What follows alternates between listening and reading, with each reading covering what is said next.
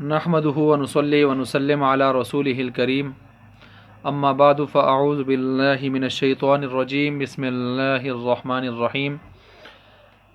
एक मसला फ़िक़ही property dealers के हवाले से कि प्रॉपर्टी डीलर्स आम तौर पर एक मामला करते हैं और एक संगीन और लेकिन अमूमी गलती का शिकार रहते हैं।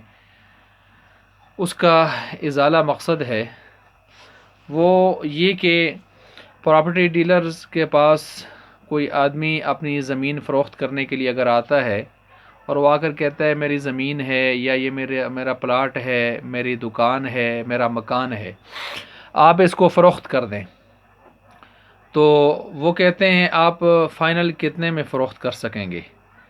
तो अब वो बेचने वाला कहता है कि मुझे फ़ाइनल कीमत इसकी 20 लाख रुपए चाहिए फ़ाइनल। अब ये प्रॉपर्टी डीलर जाके उस मार्केट को, दुकान को, उसके मकान को, उन चीज़ों को देख लेते हैं। तो देखने के बाद उनको अंदाज़ा होता है कि ये तो 20 लाख से ऊपर का है, इसकी मार्केट वैल्यू बहुत अच्छी है। तो अब उसको कहते हैं ठीक है आप 20 लाख में फ़ाइनल करते हैं, जी 20 लाख में फ़ाइनल, जो भी लेना चाहे ठीक है। अब ये प्रॉपर्टी डीलर्स जो हैं वो गाहक ढूंढते हैं, उसको सब्ज़ बाग भी दिखाते हैं और बहुत बढ़ा चढ़ा कर उसको रेट बताते हैं, यहाँ तक कि उसको 25 लाख, 30 लाख, 28 लाख, 24 लाख, जहाँ फ़िट करना होता है उसको फ़िट कर लेते हैं। और फिर जब फ़िट कर लेते हैं तो रकम की अदायगी की बात आती है, तो उससे रकम लेकर 20 लाख तो मुश्तरी को दे देते हैं, इसको बाई को दे देते हैं।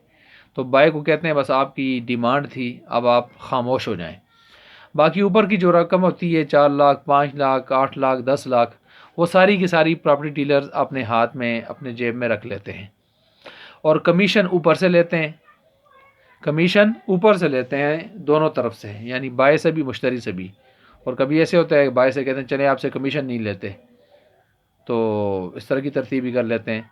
तो ये मसला बहुत अमूमी तौर पर प्रॉपर्टी डीलर्स के अंदर जो है पाया जाता है। तो अब ये तरीक़ाकार ठीक नहीं है, गलत है, ये नाजायज़ और हराम है। वजह यह है कि जो 20 लाख से ऊपर रकम इन्होंने जेब में रखी है, तो ये रकम अब आई तो किसकी है? ये तो ज़मीन के एवज़ में आई है। और ज़मीन किसकी है? ज़मीन तो मालिक की है, बाय की है, जिसने बेची है।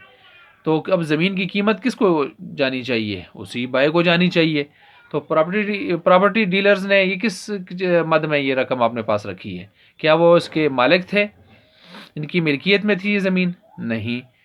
कमीशन क्या है? तो कमीशन की तरतीब में ये गलत है। कमीशन के अभी बाकायदा कुछ उसूल हैं, तो कमीशन के उसूलों को देखते हुए, उसके शरई क़ुयूद को, हदूद को देखते हुए भी ये मामला गलत है, नाजायज़ है।